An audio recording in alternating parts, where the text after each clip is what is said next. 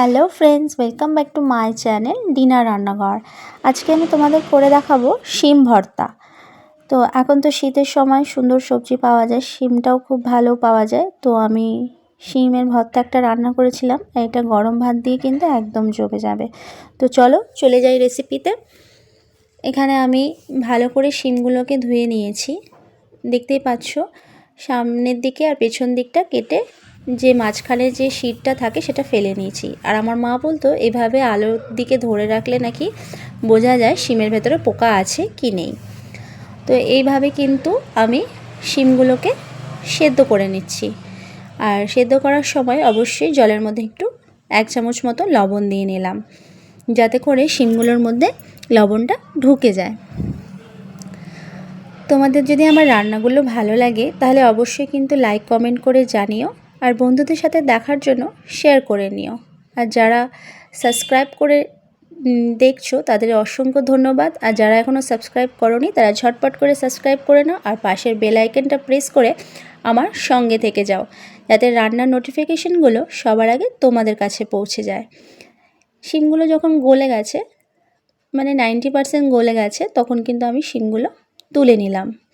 তারপরে এখানে একটা গোটা পেঁয়াজ, সেটা আমি 4 ফালি করে নিয়েছি, কিছু শুকনো লঙ্কা, কাঁচা লঙ্কা আর রসুন, এই সব কিছু উপকরণকে কিন্তু আমি একসাথে পেস্ট করে নেব।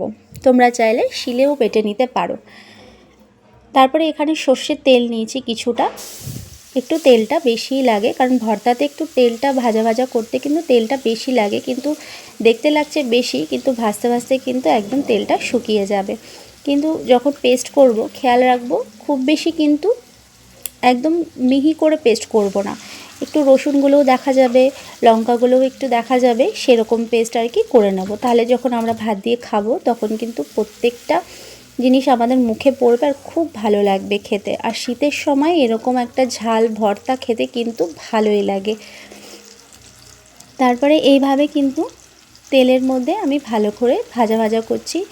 আর যেহেতু আমি সেদ্ধর সময় লবণটা দিয়েছিলাম, তো এখানে একটু লবণটা কিন্তু কম করেই দিচ্ছি। তারপরে এইভাবে ভাজা ভাজা করবো। আর ভর্তা রান্না করছি, সর্ষের তেল দেবো না তা তো হয় না, সর্ষের তেল দিয়েই কিন্তু ভর্তাটা করতে হবে, তাহলে কিন্তু খুব সুন্দর একটা ফ্লেভার আর টেস্টিও লাগবে খেতে। তারপরে সামান্য একটু লঙ্কার গুঁড়ো আর সামান্য একটু হলুদ গুঁড়ো দিলাম, জাস্ট ফর কালারের জন্য কিন্তু দিচ্ছি, কারণ লঙ্কা আমি এখানে শুকনো লঙ্কা আর কাঁচা লঙ্কা দিয়েছি। তো ভর্তাটা কিন্তু ঝালঝালি হবে, তাই জন্য কালারের জন্য একটুখানি লঙ্কার গুঁড়ো হলুদের গুঁড়ো দিলাম। তোমরা চাইলে কাশ্মীরি লঙ্কার গুঁড়ো দিতে পারো, যাতে করে একটু লালচে কালার আসে। তারপরে কিন্তু এর মধ্যে শুধু ভোনার পালা, শুধু এবারে আমি ভুনবো। আর তার সাথে একটু টকটক হওয়ার জন্য 2 ঢাকনা মতন ভিনিগার দিয়ে দিলাম। তোমরা যদি ভিনিগার না দিতে চাও তাহলে স্কিপও করতে পারো, যেহেতু আমার একটু টক ভালো লাগে তাই কিন্তু আমি এর মধ্যে ভিনিগারটা দিয়ে নিলাম। এভাবে ভর্তা তোমরা বানিয়ে খাবে, অবশ্যই তোমাদের ভালো লাগবে। আর ভালো লাগলে এই দিদিকে কিন্তু অবশ্যই তোমরা কমেন্ট করে জানিও যে তোমাদের কেমন লেগেছে।